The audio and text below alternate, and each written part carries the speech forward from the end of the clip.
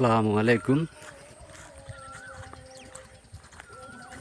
পৃথিবীতে আসলে মানুষের কত সমস্যা হয়।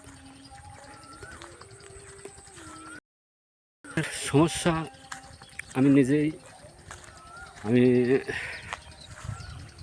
বলছি না, তারপরেও বলতে হচ্ছে। প্রথম জীবনের বিয়ের কাহিনীটা বললে আপনারা বুঝতে পারবেন। যারা এই পৃথিবীতে লোভী, তারা ইজ্জতের ভয় করে না, তারা কোনো কিছুর ভয় করে না। তা আমার স্ত্রী প্রথম থেকেই সে পরপুরুষের সাথে বেশি মিশত। পরপুরুষ বলতে সে যদি একটা গল্প শুরু হয়েছে, তাহলে ওইখানে ওই পরামাণিক, আর কেউ পরামাণিক না। তো এইখানে আমার দোষ দিয়ে যায় বারবার। এইখানে এমন একটা কাজ হয়েছে, আমি কাউকে কোনোদিন বলি নাই। আমার শ্বশুররা প্রথম থেকেই ভালো করে জানে যে আমার মেয়ের জেদ। ও এমন কোনো জিনিস নাই যে এই ব্যবহার করে নাই। ও সমস্ত নিজের অহংকারে চলছে। স্বামী বলি প্রথম থেকেই কোনো সময়ই আমাকে গণ্য করে নাই।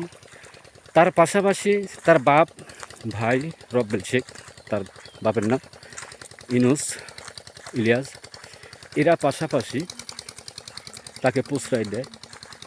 যে কোনো বিষয় নিয়ে গেলে কোনোদিনও বলে নাই যে কোন কারণে কী সমাচার, কারণ ওরাই ভুল করেছে, ওর বাপ মাই সম্পন্ন করাইছেন, ওর বাপ মাই ভুল করেছে। এইখানে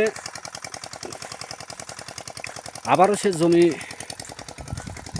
বিক্রি করছে 9.5 লক্ষ টাকা বিক্রি করে সে চলে গেছে বাপের বাড়ি। বাপরা যা বলতেছে সেই কথা মতোই সে চলতেছে, আগে যেরকম চলতো ওই রকমই। 4টা বিঘি ভুঁই বিক্রি করাইছে আমাকে। আমি কোনোদিনও কাউকে বলি নাই যে হয়তো একসময় ভালো হয়ে যাবি। একটা বড় মেয়ে ছিল, সেই মেয়ের আশায় হয়তো ভালো হয়ে যাবে। তারপরও আজ পরিমাণও বাপ মায়ের ভুল সে কোনো সময়তে বলতেছে না। আমাকে 3বার করে বাড়িঘর করাইছে। আমার গ্রামের কুচরামপুরের সবাই জানে যে আমি কোন জায়গায় বাড়ি করেছিলাম।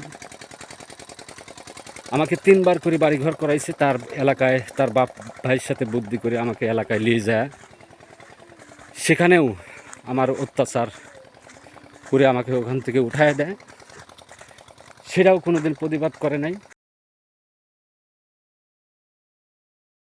চলে আসছিলাম, তারপরেও সে আবার আসি আমার সংসারে এই অবস্থা করে।